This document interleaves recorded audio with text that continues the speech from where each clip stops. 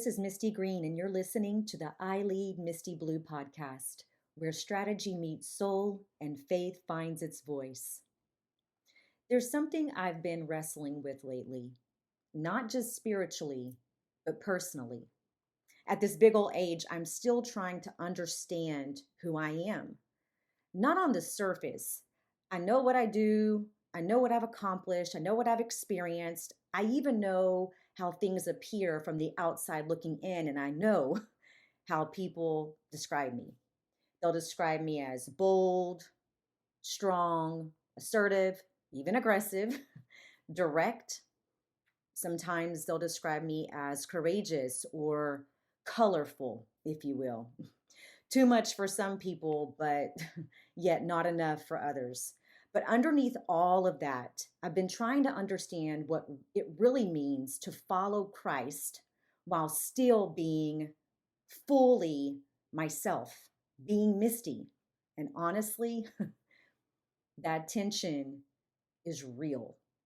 Because somewhere along the way, I think a lot of us were taught directly or indirectly that becoming godly meant becoming far less human, less expressive, less bold, less present, less fully ourselves. Almost like holiness was supposed to flatten you into this polished or perfectly packaged version of yourself that never struggles, never questions, never even really enjoys life or laughs too loud, never says the wrong thing or the rough thing, and never wrestles with contradiction.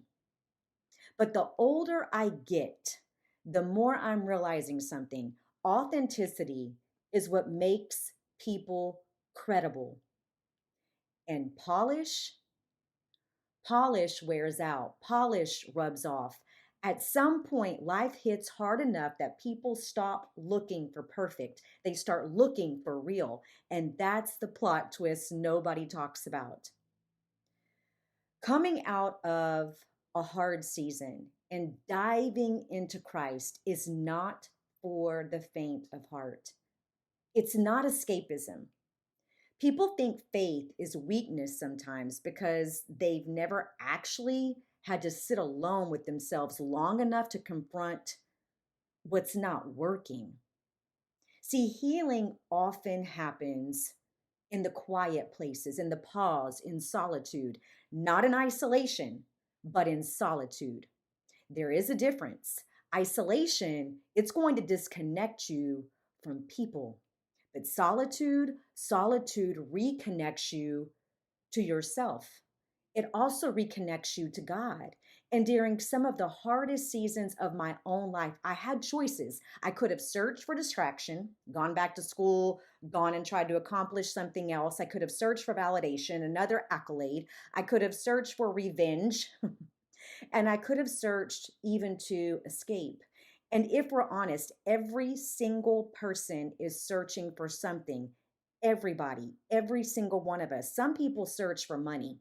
Some people search for relationships or partnerships, companionship. Some search for attention and validation, and some search even for status, while others are searching for substances to numb what's really going on, and some search for applause to basically fill that void. And then there are others who search for noise because silence forces us to sit there and think for ourselves and hear ourselves. But what has worked for me was faith. It is faith. It's not religion. It is not performance. It is simply faith and seeking God in solitude. Not because I suddenly became perfect. Oh no, I'm far from it. But because I knew if I didn't anchor myself somewhere deeper, life was going to swallow me whole, and it was going to take me back multiple steps, even years. And here's the thing nobody explains clearly enough. Finding yourself in God does not erase the unique pieces of who you are. It refines them.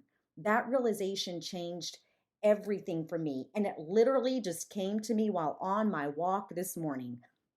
Because for years I thought following Christ meant I had to shrink parts of myself that were never actually the problem. The parts of me that others don't oftentimes escape. The parts of me that can feel like even sandpaper to some. I started confusing shrinking myself with what it meant to be spiritually mature. I thought credibility meant becoming easier for others to digest, less intense, less direct, less aware, less fully myself. I'm losing that muchness that has made me misty, but that's not who I am. I am bold. I am courageous. I am the nail that sticks out. I run toward problems while other people run away from them. I see quickly through manipulation, and I see quickly through inauthentic people and conversations and performance. And I see extremely quickly through dishonesty. And honestly, some of that came from survival.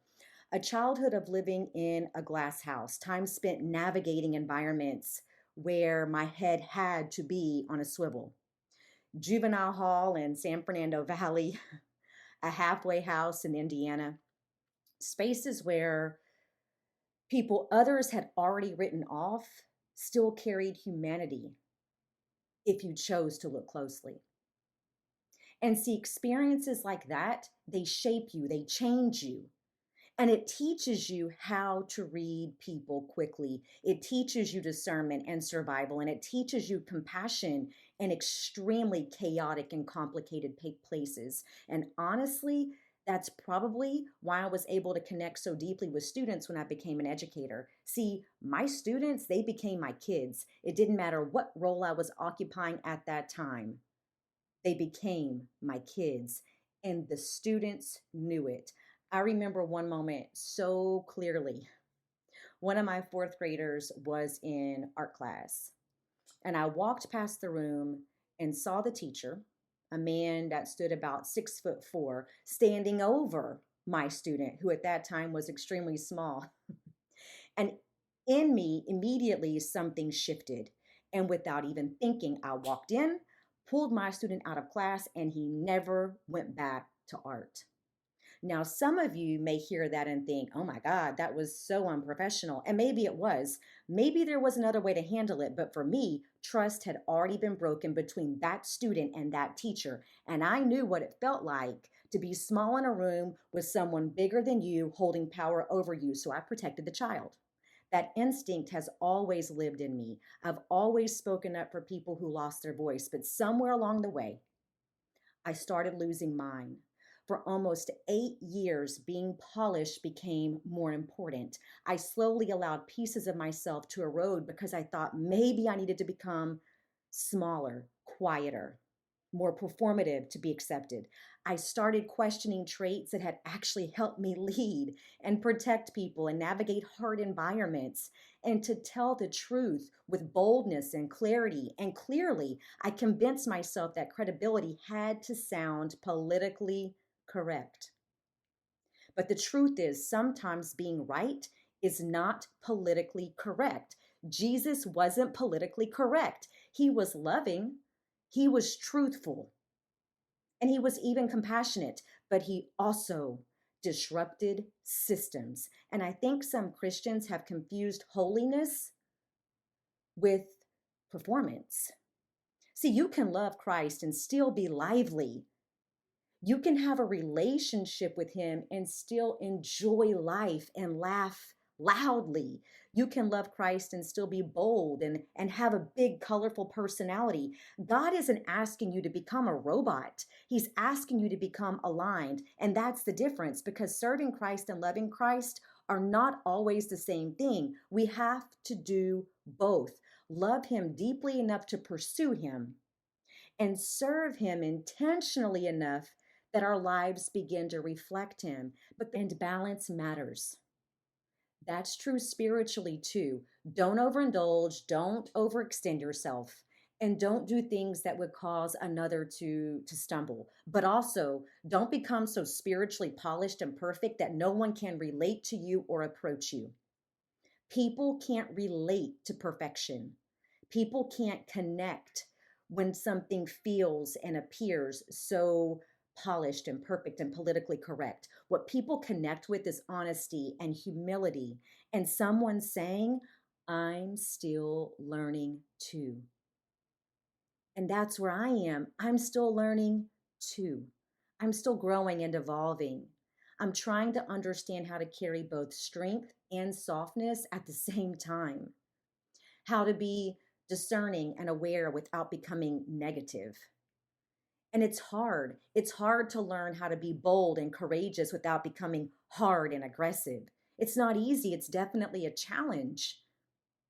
It's hard to learn how to become and to be compassionate without abandoning or turning a blind eye to reality, and how to fully be myself or maybe yourself while also becoming more Christ like. And maybe that's the real journey, not becoming someone else. We're not called to shapeshift, but becoming the healthiest, most aligned version of who God has already called you and me to be. See, the plot twist is this: God never asked me or you to erase who we are. He asked us to surrender the parts of us that believe that you had to always know the next move. That's true for me. The parts of me that kept trying to fix everything on my own, the parts of me that felt responsible for holding every single thing together, making certain that the bottom didn't fall out. So the real me could finally rest and pause and breathe. And maybe that's what healing and moving toward alignment really is: not losing yourself, but finding yourself again through God instead of through the world. Maybe that's the journey. Maybe that's the plot twist.